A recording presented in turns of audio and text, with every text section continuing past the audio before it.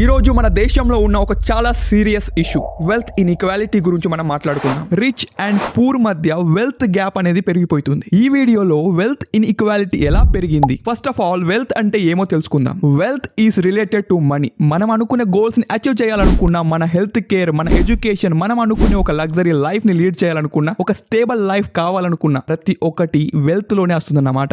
But ఇవన్నీ మనకు దొరుకుతున్నాయా? ఒక రిచ్ మ్యాన్ ఇంకా ఒక నార్మల్ ఇండియన్ సిటిజన్ కి హెల్త్ కేర్ సేమ్ గా దొరుకుతుందా? ఎడ్యుకేషన్ సేమ్ గా దొరుకుతుందా? దీని వల్ల కాన్సిక్వెన్సెస్ ఏంటి? అయితే దీన్ని తగ్గించడం ఎలా, ఏం చెయ్యాలో డీటెయిల్ గా ఎక్స్ప్లెయిన్ చేస్తాను. డాటా, ఎగ్జాంపుల్స్ అండ్ సొల్యూషన్స్ తో వీడియోని ఎండ్ వరకు చూడండి. మన కంట్రీలో వెల్త్ డిస్ట్రిబ్యూషన్ చాలా ఇంబ్యాలెన్స్ గా ఉంది. రిపోర్ట్స్ ప్రకారం ఇండియాలో టాప్ 1% దగ్గర 40% వెల్త్ అనేది ఉంది. కానీ బాటమ్ 50% దగ్గర 3% మాత్రమే వెల్త్ ఉంది. టాప్ 10% పాపులేషన్ నేషనల్ ఇన్కమ్ లో 57% షేర్ తీసుకుంటున్నారు. కానీ టాప్ 1% మాత్రమే 22% అర్న్ చేస్తున్నారు. ఈ డిస్పారిటీ పోస్ట్ లిబరలైజేషన్ పీరియడ్ లో చాలా పెరిగింది. ఎగ్జాంపుల్స్ చెప్పాలి అంటే బిలియనియర్స్ లైక్ ముఖేష్ అంబానీకి $multi-billion హోమ్స్ ఉన్నప్పుడు చాలా మందికి బేసిక్ నెసెసిటీస్ కూడా దొరకడం లేదు. వెల్త్ గ్యాప్ వల్ల రిచర్ అవుతున్నారు, ఒక పేదవాడు ఇంకా పేదవాడుగానే మిగిలిపోతున్నాడు. ఈ వెల్త్ ఇన్ఈక్వాలిటీ మన డైలీ లైఫ్ లో ఎక్కడ కనిపిస్తుందో తెలుసా? Education sector. ప్రైవేట్ స్కూల్స్ లో lakhs of rupees ఫీజు ఉన్నప్పుడు ఒక నార్మల్ పర్సన్ ఆ ప్రైవేట్ స్కూల్స్ లలో ఎలా ఎడ్యుకేషన్ తీసుకోగలుగుతాడు? అలా అని గవర్నమెంట్ స్కూల్స్ లలో బేసిక్ ఫెసిలిటీస్ కూడా లేకపోవడం చాలా మందికి బ్యారియర్స్ ని క్రియేట్ చేస్తుంది.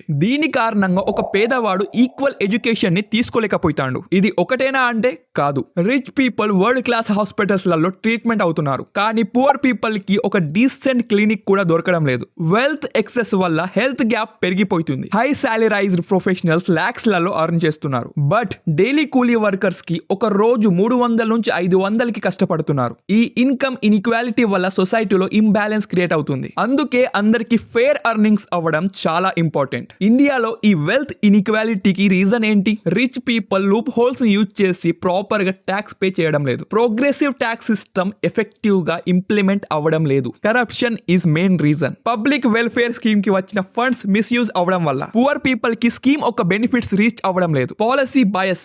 పాలసీస్ చాలా సార్లు లార్జ్ కార్పొరేటర్స్ ని ఫేవర్ చేస్తాయి. స్మాల్ అండ్ మీడియం ఎంటర్ప్రైజెస్ కి ప్రాపర్ సపోర్ట్ లేకపోవడం వల్ల జాబ్స్ క్రియేట్ అవ్వడం స్లో అవుతుంది. Progressive taxation. రిచ్ పీపుల్ కి హయ్యర్ టాక్సెస్ ఇంపోజ్ చేసి కలెక్టెడ్ రెవెన్యూని పబ్లిక్ వెల్ఫేర్ స్కీమ్స్ కి యూటిలైజ్ చేయడం అవసరం. Quality education and universal health care ని ఫ్రీగా యాక్సెసిబుల్ చేయడం వల్ల వెల్త్ డిస్పారిటీని తగ్గించడానికి స్కోప్ అనేది ఉంటుంది. SMES support small businesses.